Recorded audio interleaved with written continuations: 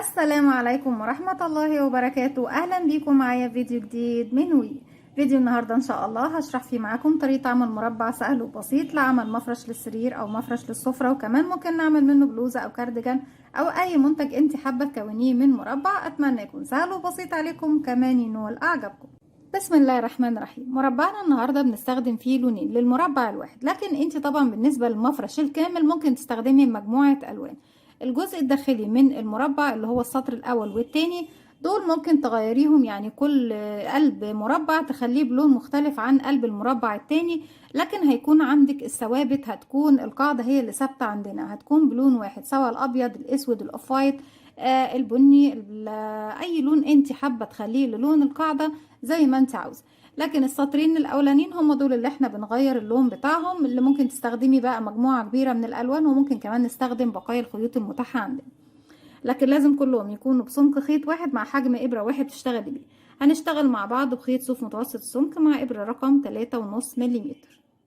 بسم الله الرحمن الرحيم. اول حاجه ببتدي اكونها هي دائره مكونه من 6 سلسله. هسيب مسافه بسيطه من الخيط والف الخيط حلقه على الهواء، هدخل داخل الحلقه اسحب الخيط واخرج منها، طرف الخيط بشده بقى في العقده بدايه. في البدايه عشان اكون سلسله بيكون عندي على الابره حلقه، بلف الخيط واخرج منها. بسم الله، 1 2 3 4 5 و6. نسيب اخر 5 سلاسل واروح لاول سلسله اشتغلتها في الحلقه الاماميه الفرونت لوب او في الخلفيه مفيش مشكله. بدخل اسحب الخيط واخرج من تحت الحلقه دي ومن تحت الحلقه اللي عندي على الابره بغرزه منزلقه سليب ستيتش. خيط البدايه بخليه معايا خلف السلاسل وابتدي اشتغل عليه. طيب نبتدي نشتغل سلسلتين، 1 2، مش هعتبرهم عندي اي حاجه خالص، هما بيكونوا مجرد بس سناده او ارتفاع يوصلني لارتفاع مقارب للغرزه اللي اشتغلها، وهي غرزه العمود بلفه.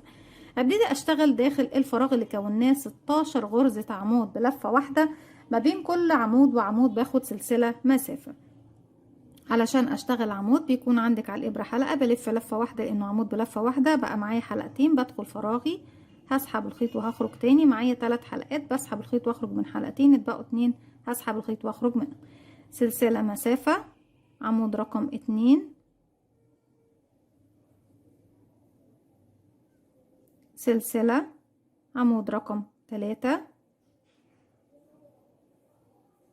سلسله، وبكرر لغايه ما بيكون معايا 16 عمود و16 فراغ في سلسله. هكمل وارجع لكم.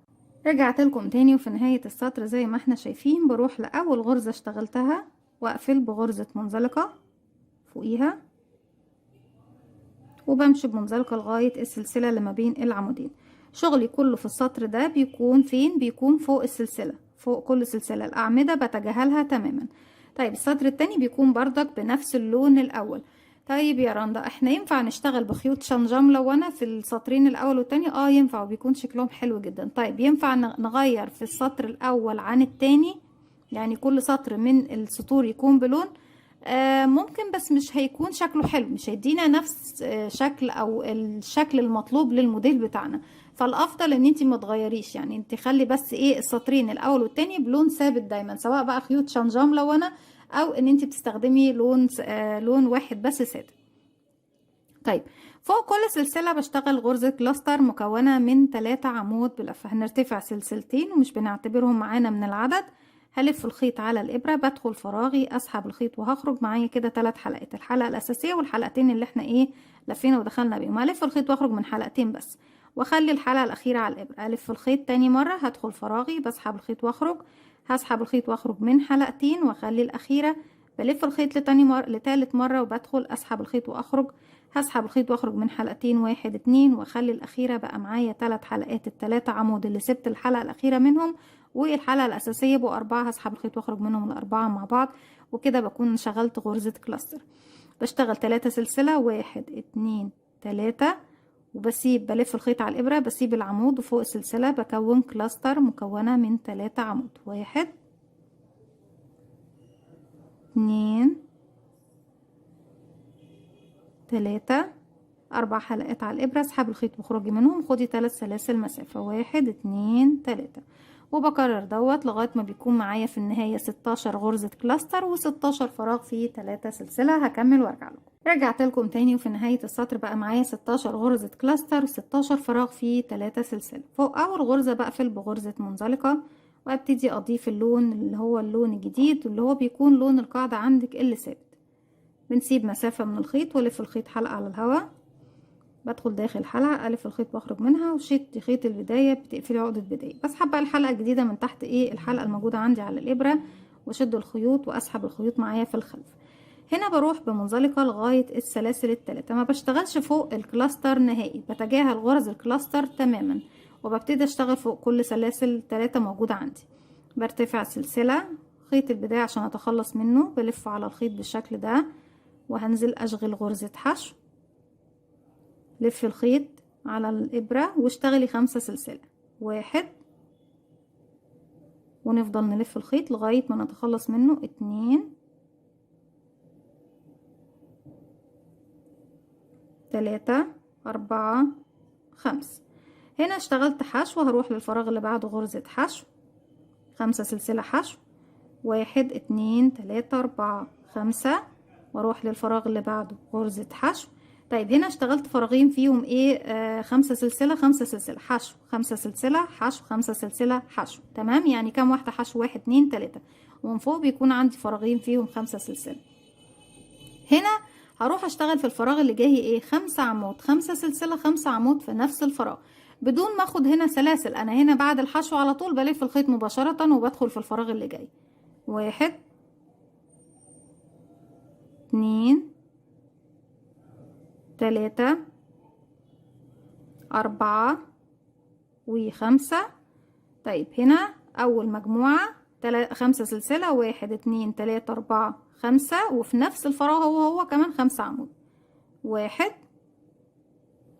2 3 4 و5. طيب كنا بناخد 5 سلسلة، عفوا بروح مباشرة قبل ال5 سلسلة. هنا بعد ما خلصت ال5 عمود بروح للفراغ اللي جاي بدون ما اخد سلاسل، بدخل هسحب الخيط وهخرج معايا حلقتين، بشغل بسحب الخيط واخرج منهم بغرزة حشو.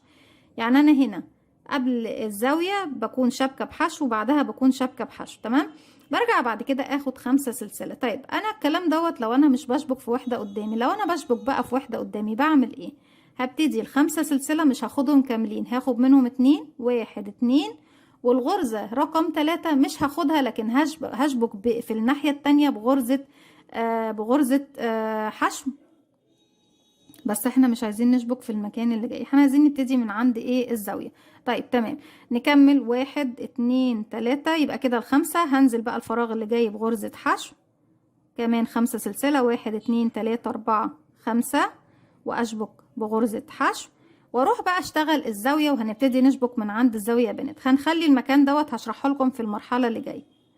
5 عمود، 1 2 3 4 و5. طيب هنا بقى ال5 سلسلة مش هناخدهم كاملين، هاخد سلسلتين، 1 2، السلسلة رقم 3 هشبك في الجهة التانية في الزاوية اللي قصادي دي على طول بغرزة حشو، وهعتبرها هي السلسلة رقم 3. برفع المربع الخلفي، ومن ظهر الشغل مش من وش الشغل اهو، ظهر الشغل من عند السلسلة رقم 3 او من منتصف السلاسل ال5 بنزل بالشكل ده، هسحب الخيط وهخرج معايا كده على الابرة. الحلقة الاساسية والحلقة اللي سحبتها هسحب الخيط واخرج منهم بغرزة حشو بالشكل ده. انا شغلت غرزة حشو لكن ادتني من فوق المكان اللي هو طبعا خاص بسلسلة رقم 3. رقم 4 و5 يبقى اشتغل كمان سلسلتين اللي هم 4 و5، والف الخيط وارجع للوحدة بتاعتي اللي بشتغل فيها، اكمل ال5 عمود اللي كنت ناقصني هنا في الزاوية. 1 2 3 4 و5. طيب جينا بقى للنقطة المكان اللي انا كنت هشرحه معاكم هنا، بس انا ما حبيتش ابتدي من المكان ده، حبيت نبتدي من الزاوية على طول. 5 سلسلة هناخد منهم 2، 1 2، وهروح للمربع اللي خلفي من منتصف ال5 سلاسل اللي في الخلف هنا من الخلف من ظهر الشغل، بسحب وبشغل غرزة حشو، اخد سلسلتين كمان، 1 2، واروح بقى هنا ارجع تاني للمكان اللي انا كنت فيه. عفوا لا ثواني يا بنات، بعتذر طبعا، احنا قبل ما بنعمل الخطوة دي دايما انا ايه بلخبط في الجزئية دي.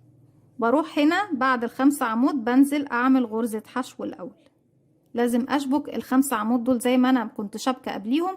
اخر 5 عمود بردك بشبك بغرزة حشو، بعد كده سلسلتين واشبك بقى في الوحدة اللي خلفي بغرزة الحشو بتاعتي. سلسلتين كمان، 1 2، وارجع للفراغ اللي بعده اشغل غرزة حشو. 5 سلسلة باخد منهم 2، 1 2، ارجع للمربع اللي خلفي تحت السلاسل ال5، هسحب الخيط وهخرج معايا حلقتين، بسحب الخيط واخرج منهم واخد سلسلتين، 1 2، وارجع تاني للفراغ هنا عندي اعمل غرزة حشو. انا اشتغلت كده 5 سلسلة 5 سلسلة، يبقى كده خلاص خلصت ايه غرز الحشو بتاعتي والفراغين اللي فيهم 5 سلسلة.